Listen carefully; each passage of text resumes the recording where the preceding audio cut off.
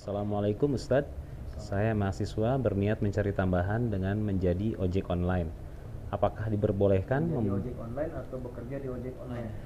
bekerja di ojek online? Menjadi ojek online, mahasiswa ojek. Berubah jadi motor gitu. Baik. Apakah diperbolehkan bonceng wanita bukan mahram seperti ojek online Ustadz? Mohon jawabannya Ustadz, terima kasih. Semoga Allah menerima segala amal ibadah Ustadz. Alhamdulillah, semoga adinda mahasiswa kita dimuliakan Allah Subhanahu wa taala, dilancarkan studinya dan tidak mengabaikan studi yang sedang dikerjakan. Ya, silakan langsung dijawab Mas Andri. Gimana kira-kira menurut Mas Andri? Boleh nggak? Masya Allah, saya membaca Iya, pertanyaan. boleh nggak kira-kira tuh? Laki-laki bonceng yang bukan mahram. Tidak boleh Ustadz. Tidak boleh. Kalau tidak boleh, solusinya bagaimana? Solusinya mengikuti sunnah, mengikuti syariatnya aja. Di syariat. Baik, nah syariat di Islam itu sangat komprehensif. Jadi perbuatan-perbuatan, aktivitas masuk pekerjaan yang baik-baik, yang tidak bertentangan dengan syariat itu dibolehkan. Silakan ya ayuhan nasu kulu mimma fil ardi halalan thayyibah. Di Quran surah kedua Al-Baqarah di ayat 168. Hai semua manusia, silakan beraktivitas. Ya, bekerja di muka bumi di tempat yang bisa dijangkau. Minnya di situ tabi'id sebagian karena nggak bisa semua bumi kita jelajahi. Sebagian tempat yang mungkin kita bisa jangkau, silakan beraktivitas bekerja. Minimal mencari sesuap nasi, ya kan? Kalau ditanya mau kemana Pak Andi, mencari sesuap nasi gitu kan? Padahal satu rice cooker ya, belum juga dengan yang lain-lain bisa ada gitu. Nah itu halalan, pertama mesti legal, halal, nggak boleh melanggar hukum. Jangan mencuri, jangan korupsi, ya, jangan menipu dan sebagainya. Dan thayyiban, cari yang terbaik, yang baik-baik. Nah ini halal, diikat dalam persepsi hukum, dalam hukum positifnya, dalam skala universal, jangan melanggar ketentuan hukum di mana otoritas kita tinggal. Misalnya di sini nggak boleh korupsi, nggak boleh mencuri, nggak boleh merampok, nggak boleh menipu, nggak boleh. Dalam agama pun pasti mengharamkan itu. Yang kedua dalam persepsi keagamaan, walaupun menurut hukum positif boleh, tapi agama tidak membolehkan, maka tidak boleh dilakukan.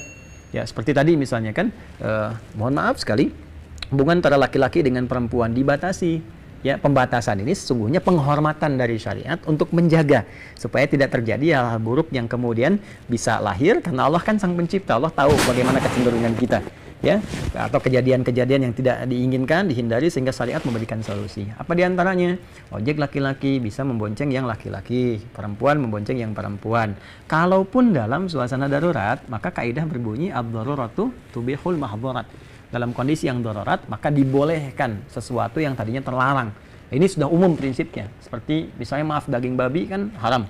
Ya, tapi kalau misalnya terjebak dalam satu keadaan di hutan jauh nggak ada makanan lain, kalau nggak makan bisa tersakiti, bahkan bisa jadi persoalan fisik. Nah, yang ada cuma babi misalnya, boleh nggak makan babi? Tidak boleh. Karena babi kan besar gitu kan, ya, yang boleh apa? Masak dulu kan, ambil sebagian, itu pun bukan untuk menikmati, itu untuk menghilangkan lapar saja, sambil mencari lagi, ya, ayam, kambing, apa, dan sebagainya. Jadi kalau sudah ketemu misalnya ayam, nah, maka babi ditinggalkan, yang boleh makan? Makan apa kalau sudah ada ayam? Mana ayam? Oh tidak, ayam besar begitu kan, makan daging ayam ya, sembelih dulu, ambil sebagian. Nah, jadi kalau sudah ada itu tinggalkan. Nah ini juga kalau darurat sifatnya, misalnya ada kecelakaan nih, terus ada dokter cuma satu yang dibonceng, Anda ojeknya, ya itu nggak ada masalah. Tapi kalau mau ngambil skatnya yang paling bagus, misal begini, Anda kasih skat nih, apalagi musim pandemi ngasih banyak hikmah juga. Jadi ojek di sini dikasih skat di sininya, sehingga penumpang dengan ojeknya itu tidak langsung berhubungan atau langsung bersentuhan ya secara langsung. Jadi ada pisah, ada skat di dalamnya. Ya, dan tentunya jangan modus ya, jangan mendesain tertentu supaya misalnya ada kondisi-kondisi tercipta yang justru bertentangan langsung dengan syariat. Saya kira demikian. Ya Allah taala a'lam bissawab. Baik, ada lagi Kang Ade? Ini menarik Ustadz, masih dari Instagram Ahmad DR0701. Assalamualaikum Pak Ustadz, izin bertanya, apa hukumnya seseorang istri yang terlalu menyukai drama Korea sampai-sampai nonton di sela-sela kesibukan mengurus rumah tangganya? Syukron. Drama Korea disingkat drakor.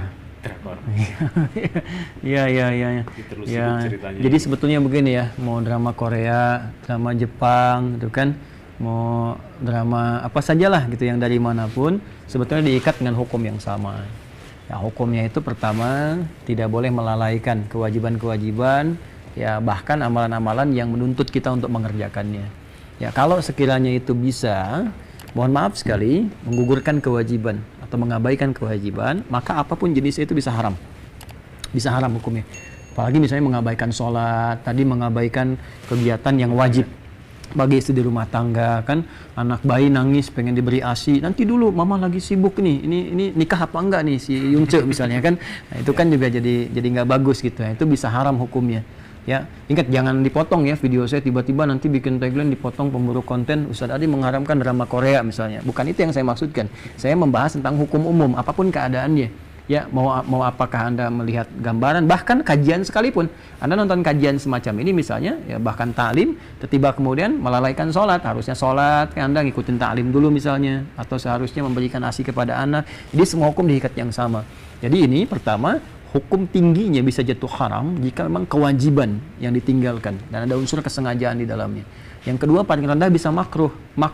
Kalau sifatnya bukan wajib, tapi diterabaikan. Ya misalnya beres-beres di rumah gitu kan, kemudian misalnya nata-nata dan seterusnya, jadi ini diabaikan karena sibuk dengan nonton-nonton yang tadi disebutkan. Saya kira diatur waktunya lah, kan yang namanya drama, film dan sebagainya bukan sesuatu yang nyata. Ya masa kita mengabaikan yang nyata demi yang fiktif gitu kan jadi aneh gitu kan. Suami Anda nyata gitu, ngapain mikirin sesuatu yang fiksi ya. Mohon maaf, anak Anda nyata, suami Anda nyata kan, pekerjaan kehidupan nyata, kenapa kita sibuk dengan yang fiktif sementara kita abai dengan yang nyata? Itu artinya sedang ada setan memperdayai, karena setan pernah berjanji, setan itu pernah bersumpah langsung kepada Allah sebelum dia turun ke bumi. Itu ada diabadikan di Quran surah keempat ya, surah keempat, surah An-Nisa ya. Apa artinya An-Nisa? Sapi betina itu Al-Baqarah. Iya, sapi betina. Kalau An-Nisa iya, An-Nisa perempuan. Jadi Al-Baqarah sapi betina, Ali-Imran keluarga Imran, baru An-Nisa perempuan. Tapi ingat Kang, nanti kalau ngaji itu nama-nama Al-Qur'an itu hanya boleh dibacakan dengan nama aslinya. Ya, kalaupun kita nyebut seperti ini ya, walaupun dia punya terjemahan. Misalnya ada An-Naml semut, An-Nahl lebah gitu kan, An-Nisa ibu-ibu gitu kan, perempuan-perempuan, Al-Baqarah sapi betina. Jadi kayak gini saya ngobrol nih, Kande lagi ngapain nih? Saya mau rojaah, surat apa? Surat semut misalnya. Nah itu nggak boleh ya. Nanti tanya, Ustadz apa? Saya surat Mama misalnya, An-Nisa gitu kan, surat semut, An-Naml. Tidak, jadi hilang i'jaznya, hilang keindahan kekagumannya. Jadi Al-Quran itu bisa agung ketika disampaikan dengan bahasa Qurannya, walaupun dia punya terjemahannya karena ada kisah di dalamnya. Nah di An-Nisa di ayat ke-118, bahkan dari 116, 17, 18 ya, sampai ke 119 bahkan, paling kanan dari tengah sampai ke bawah. Itu dari untayan setan yang dilaknat oleh Allah. La'anahullah la'attakhidanna min ibadika nasiban mafruḍa. Lalu dia berkata, ini yang kalimat yang penting di garis bawahi, wala udhillannahum wala umanniyannahum. Ya Allah, aku akan berusaha sekeras-kerasnya untuk menyesatkan anak cucu Adam supaya mereka jauh darimu, wala umanniyannahum, dan aku berikan angan-angan, imajinasi. Jadi diberikan angan-angan, dikasih imajinasi, bayang-bayangin, terus ya kayak gitu.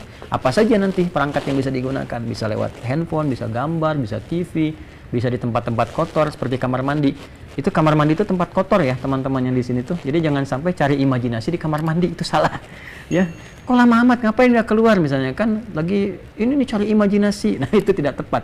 Hati-hati karena itu ada permainan setan di dalamnya. Jadi kalau ada orang membayangkan larut dalam misalnya kayak tadi ada drakor dengan yang lain terus seakan-akan hadir dalam kehidupan nyata, bikin syukuran. Misalnya kan karena si Yungce nikah dengan si Cepi misalnya kan, wah, itu di drama misalnya. Terus tiba-tiba dia yang syukuran kan jadi aneh tuh. Itu ada pengaruh yang sangat kuat. Mesti keluar dari zona itu, alihkan kepada Al-Quran, alihkan pada ibadah, dan hadir di dalam kehidupan nyata. Saya kira itu ya.